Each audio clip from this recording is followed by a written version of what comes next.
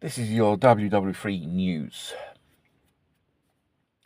Yesterday, record highs of precious metals, especially the price of silver, which has touched 7%. And there seems to be a demand in these so-called precious metals. They are mainly for the electronics and defense industry, widely used.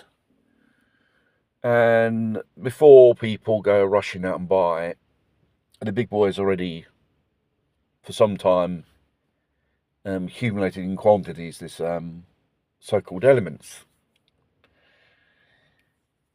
And why? Why do our banks, hedge funds, and God knows, billionaires, industries, why they buying quantities, huge quantities, these so-called metals? Because probably war is brewing, and the military, war machine, industrial thingy bob needs these metals. And before you start thinking, investing in these things, do seek professional advice on these things, because first come, first service is always the policy. So, regarding the Tomahawk missiles to Ukraine, I think number two of the Kremlin said, if these missiles start hitting Moscow or Russia, because you don't know whether it's nuclear tipped or not, it's difficult to tell. And the consequence is the Americans and all its so-called allies could be devastating. This is a so-called 101 threat they made to America and to the West, because I think it was yesterday on the border of Estonia and Russia, Russian soldiers were spotted. Provocation and saying, "Hey, we're here," and the West is very keen to do a decapitating attack on Russia, with all the devastating effects it will have, globally speaking. Because, like I mentioned, all these so-called,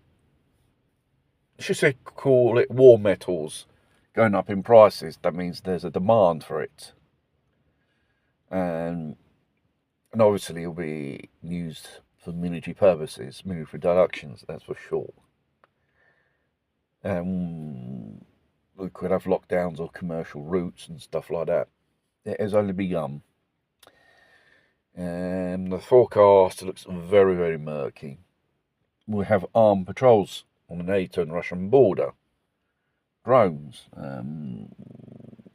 air patrols, and other type of controls if Russia invades NATO's turf, should say.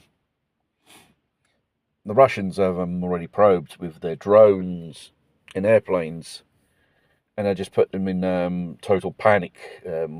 NATO, and then were promptly with cold blood to face the things.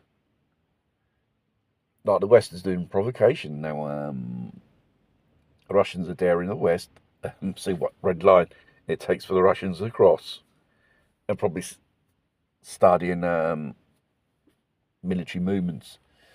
And these so-called drones over Denmark, Germany, God knows where else.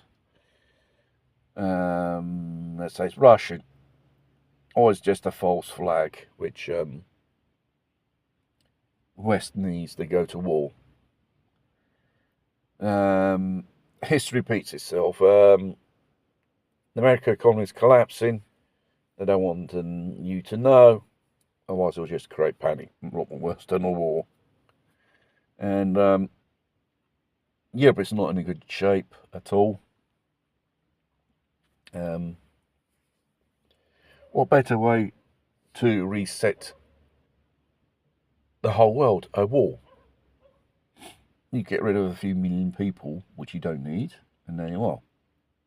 Despite all the devastation and destruction wars bring. So, in the near future, people will be called as cannon fodder like the First and Second World War. They fight this globalist ideology, defend their castles and empires. And looks like we're going to be the pawns.